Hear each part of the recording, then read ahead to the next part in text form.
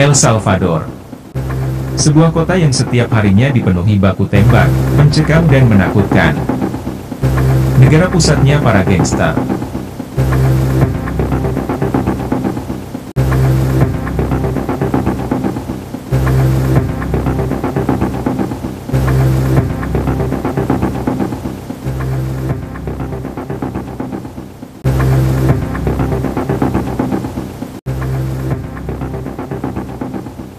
El Salvador, yang dulu dikenal sebagai ibu kota kejahatan dunia, kini berubah menjadi salah satu negara teraman di dunia.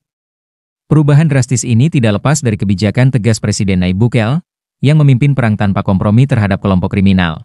Salah satu simbol keberhasilan strategi ini adalah CECOT, atau Centro de Confinamiento del Terroris, sebuah penjara super maksimum, yang menampung ribuan anggota geng paling berbahaya di Amerika Latin.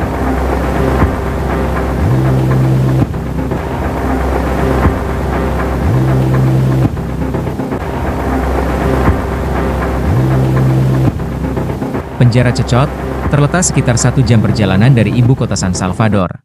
Diresmikan pada tahun 2023, fasilitas ini dirancang untuk mengisolasi para anggota geng yang selama bertahun-tahun meneror masyarakat. Dengan kapasitas 40.000 tahanan, CECOT menjadi penjara terbesar di Amerika Latin, mencakup area seluas 8 lapangan sepak bola.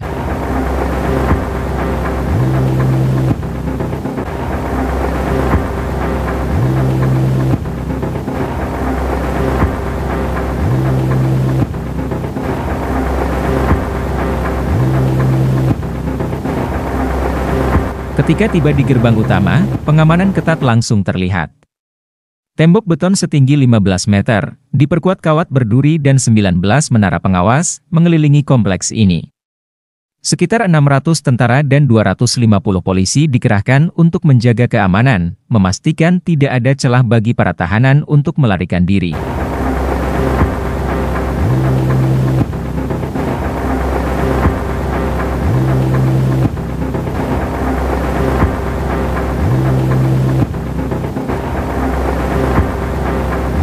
Perubahan besar di El Salvador dimulai pada Maret 2022, ketika Presiden Bukele menetapkan keadaan darurat, menyusul meningkatnya aksi kekerasan geng. Dalam waktu singkat, 64.000 tersangka kriminal ditangkap dan dikirim ke penjara, tanpa melalui proses pengadilan panjang. Bukele mendapat dukungan dari masyarakat yang lelah hidup dalam ketakutan. Kebijakan ini, meski kontroversial di mata kelompok HAM, berhasil menekan tingkat kejahatan hingga ke level terendah dalam sejarah El Salvador.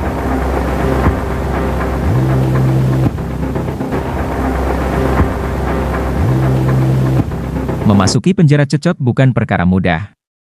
Pengunjung harus melewati serangkaian pos pemeriksaan ketat, termasuk pemindaian tubuh, pemeriksaan barang pribadi, hingga pengenalan biometrik. Di dalam sistem keamanan canggih digunakan untuk mengidentifikasi tahanan.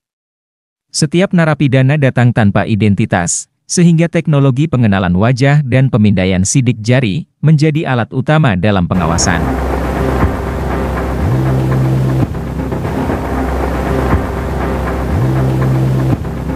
Penjara ini terdiri dari 8 blok sel besar, masing-masing menampung ribuan tahanan.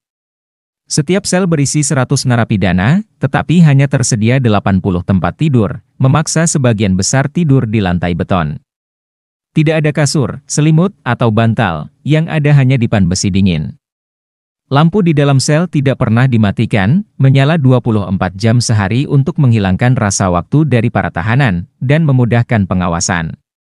Mayoritas penghuni penjara CECOT berasal dari 2 geng kriminal terbesar di Amerika Latin, yaitu Barrio 18 dan MS-13.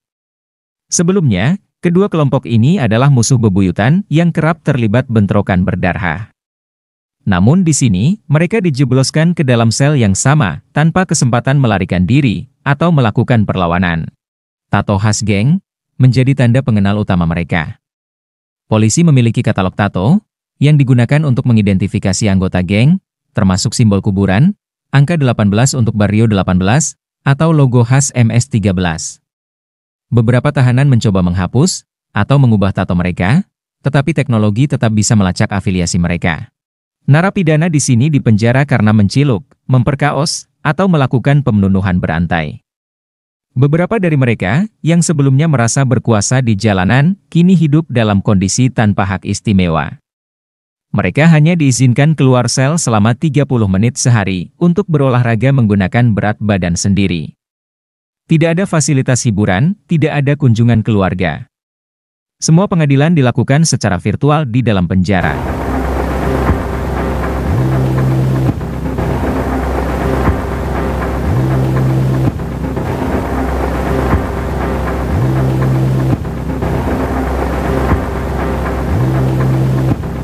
Begitu mereka masuk ke sini, mereka tidak akan pernah keluar lagi. Bagi tahanan yang mencoba memberontak atau menimbulkan masalah, ada hukuman lebih berat yaitu sel isolasi total. Ruangan ini tidak memiliki cahaya, hanya lantai beton dingin dan tembok kosong. Para tahanan dikurung selama 15 hari, tanpa akses keluar, kecuali untuk makan. Tidak ada menu mewah, hanya kacang-kacangan dan nasi.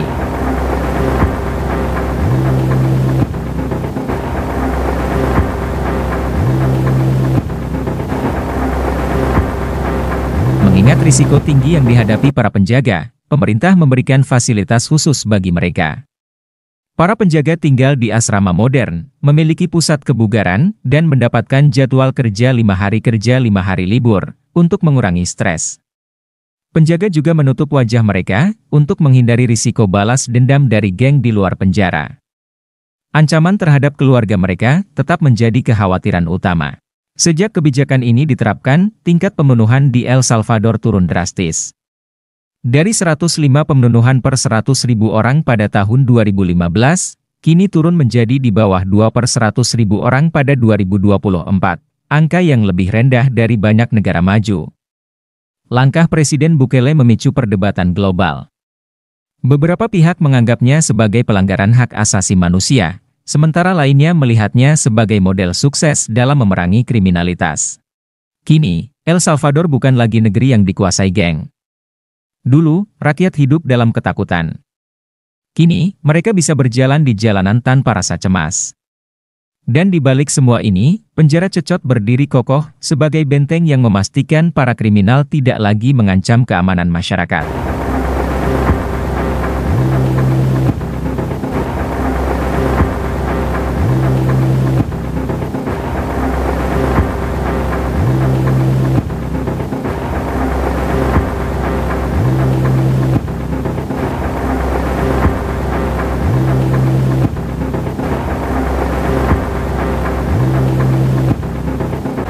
Hari ini El Salvador telah memecahkan semua rekor negara paling aman di seluruh belahan bumi barat.